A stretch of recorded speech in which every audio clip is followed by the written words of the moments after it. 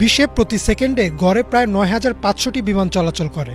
Live plane tracker ওয়েবসাইটে গেলেও দেখা যাবে অনেকটা মাছির মতো বিমান দিয়ে ভরা বিশ্ব। কিন্তু এর মাঝেও এমন কিছু জায়গা পাওয়া যাবে যার উপর দিয়ে বিমান চলাচল করে না।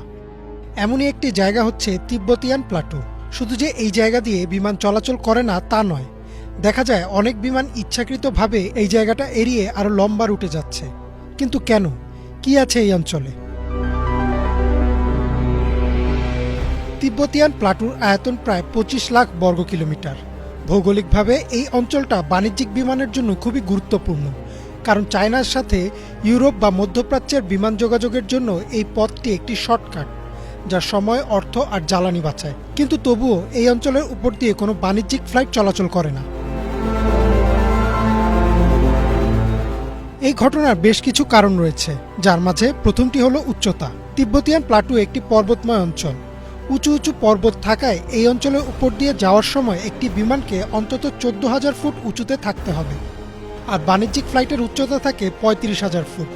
তাহলে তো কোনো সমস্যা হওয়ার কথা না। সাধারণ পরিস্থিতিতে আসলেও সমস্যা হওয়ার কথা না।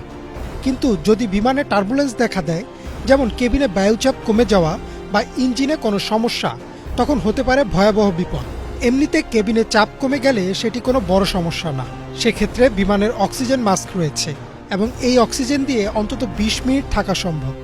তবে এই সময়ের মাঝে বিমানকে ৩৫,০০০ ফুট থেকে নামিয়ে নিয়ে আসতে হবে ১০,০০০ ফুটে, তাহলে চাপ স্বাভাবিক হয়ে যাবে।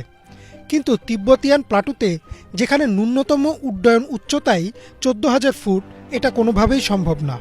তাই ইমার্জেন্সি পরিস্থিতিতে দুর্ঘটনা এড়াতে এড়িয়ে চলা হয় এই অঞ্চল। শুধুমাত্র উচ্চতা যে একমাত্র সমস্যা তা নয়, এই অঞ্চলের বাতাসও খুব অদ্ভুত আচরণ করে।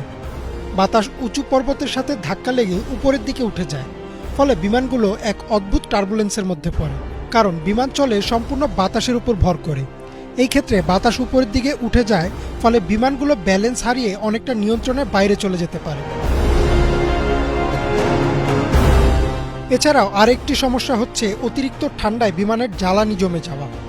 তিব্বতিয়ান প্লাটুর এই অঞ্চলের তাপমাত্রা অনেক কম, -40 ডিগ্রি সেলসিয়াসেরও নিচে।